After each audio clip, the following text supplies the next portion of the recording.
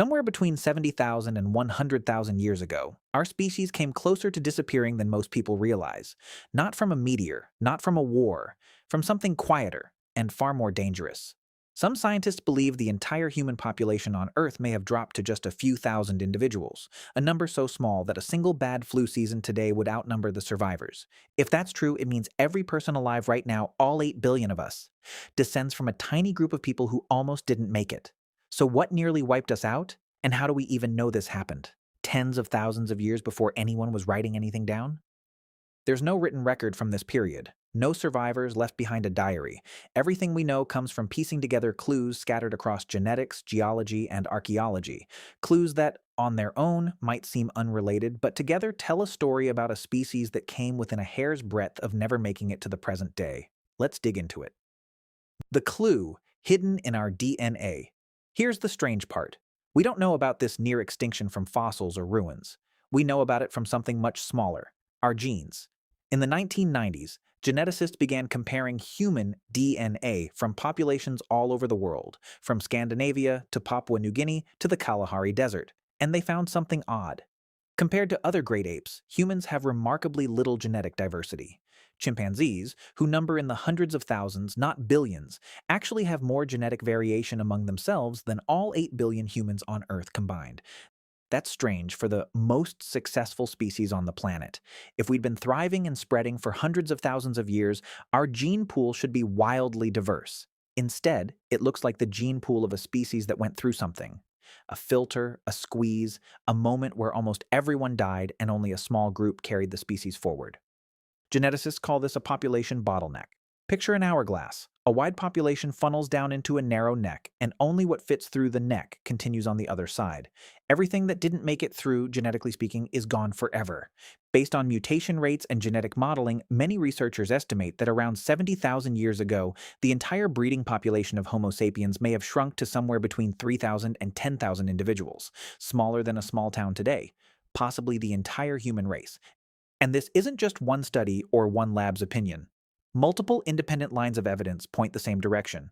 Mitochondrial DNA, the genetic material passed down only through mothers, traces back to a surprisingly recent common ancestor. Y chromosome DNA, passed down through fathers, tells a similar story. When completely separate genetic markers, studied by completely separate research teams, converge on the same narrow window of time, that's usually a sign something real happened. Not just statistical noise. It's worth pausing on how counterintuitive this is.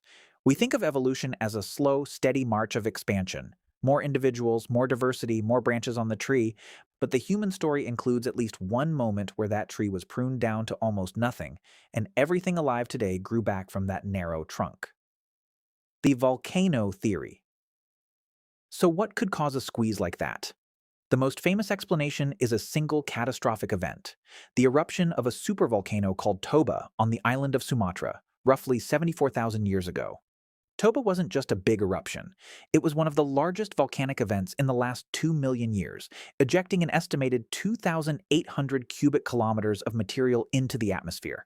That's enough to bury an area the size of a small country under ash.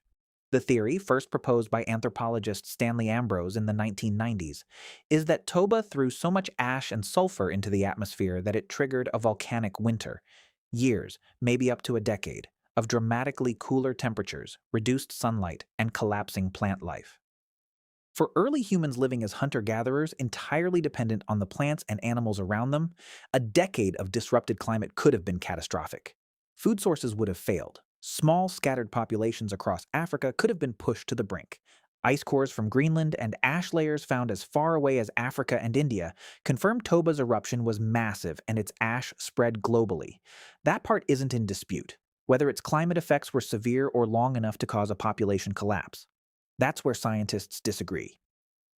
To put the scale in perspective, the eruption of Mount Tambora in 1815, which caused the famous Year Without a Summer, failed harvests, and food riots across Europe and North America, is estimated at roughly a tenth the size of Toba. If Tambora could disrupt global weather patterns for a single year with modern agriculture already established, it's not hard to imagine what an eruption 10 times larger could do to small hunter-gatherer bands with no stored food reserves and no way to predict what was coming. Sulfate deposits found in Greenland ice cores show a sharp spike matching Toba's time frame, followed by roughly a decade of unusually cold conditions recorded in the ice layers. Whether that cold snap was severe enough on its own to nearly end humanity is the real crux of the debate. The pushback. Not everyone accepts the Toba bottleneck theory, and the disagreement itself says a lot about how prehistoric events actually get pieced together. Some archaeological sites in Africa and India show continuous human occupation before and after the eruption, with no obvious gap in the tools or hearths left behind. If humans nearly went extinct, we might expect a clearer disruption in the record E, and in many places there isn't one. There's also a timing problem. Some genetic estimates for the bottleneck don't line up cleanly with the Toba eruption date, raising the possibility the two events aren't directly connected at all. So a growing number of scientists now lean toward a less cinematic explanation. Not one dramatic event, but a long stretch of climate instability in Africa. Repeated droughts and shifting rainfall gradually squeezing populations down over tens of thousands of years, rather than a single catastrophe wiping them out at once. Either way, sudden volcanic winter or slow climate grind, the genetic evidence pointing to a small surviving population remains widely accepted, even while the cause is still debated.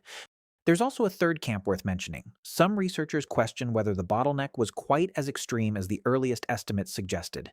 Newer genetic models using more complete genome data than the original 1990s studies had access to sometimes produce less dramatic population estimates. Science rarely moves in a straight line. The story gets refined, not thrown out, as better tools and more data become available.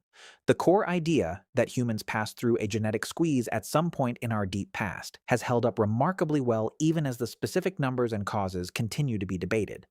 What survival actually looked like. Picture it. Small bands of humans, maybe only a few hundred people per group, trying to survive in a landscape that keeps turning against them. There's compelling evidence that some survivors sheltered along the southern coast of Africa, in caves near Pinnacle Point in modern-day South Africa. Archaeologists have found evidence of humans there exploiting shellfish and marine resources during this period, a coastal survival strategy that may have offered a more stable food source when inland resources failed. Some researchers argue these coastal refugees may have been exactly the narrow lifeline that got a small population through the worst of it. Not the whole species surviving everywhere, but small pockets clinging to whatever stable resource they could find while populations elsewhere collapsed. If that's true, the ancestors of every human alive today weren't necessarily the toughest or smartest in some grand sense. They were, in large part, the lucky ones, near a coastline, near stable water, when the rest of the world became unlivable. Archaeological finds from these coastal caves also hint at something else. Sophisticated behavior appearing right around this same stretch of time. Engraved ochre, a pigment used for symbolic marking, pressure-flaked stone tools, and early evidence of heat-treating stone to make it easier to shape. Some researchers connect this apparent surge in behavioral complexity to the pressure of the bottleneck itself. When survival gets that difficult, innovation may not be optional. Groups that could adapt faster, cooperate more effectively, or exploit new resources may have simply been the ones who made it through the neck of the hourglass. It's a pattern that shows up again and again in evolutionary history. Pressure doesn't just kill populations, it sometimes reshapes them. The survivors of a bottleneck aren't a random sample of who came before. They're often disproportionately the individuals and groups who happen to have traits, behaviors, or social structures suited to whatever crisis was unfolding around them. If cooperation and symbolic communication gave certain groups an edge in the scramble for dwindling resources, then the near-extinction event may have quietly selected for exactly the traits that later allowed humans to build complex societies at all. What this means for us today. Because our species went through this genetic squeeze, humans today are, genetically speaking, an unusually uniform species. The differences we obsess over, skin color, height, facial features, represent only a thin slice of variation layered on top of a population that was nearly reduced to one small, closely related group. Everyone you've ever met is more closely related to you than two chimpanzees living a few hundred miles apart are to each other. We are, all of us, distant cousins from the same narrow surviving line. There's something grounding about that. All the division we project onto each other sits on top of a shared inheritance from a small group of survivors who nearly didn't make it through one of the hardest stretches in our species' history. We're not here because we were guaranteed to succeed. We're here because a small group of people held on through drought, through darkened skies, through decades where the future of an entire species came down to a few thousand people and whether they found enough food that week. It also reframes how we think about human fragility. We tend to picture our species as an unstoppable force of nature, the dominant animal on the planet, spreading into every corner of the globe, seemingly unshakable. But that dominance is a relatively recent development. For most of our history as a species, we were a small, vulnerable population clinging to survival, just one bad decade of weather away from disappearing entirely. The confidence we have today, as a species that has covered the planet, sits on top of a much shakier foundation than we usually acknowledge. And this isn't just ancient trivia, it's a reminder of how thin the margin between survival and extinction can be, even for a species that eventually went on to build cities, write books, and send probes into space. The same fragility that nearly ended us 70,000 years ago is still, in some form, part of what makes us human today.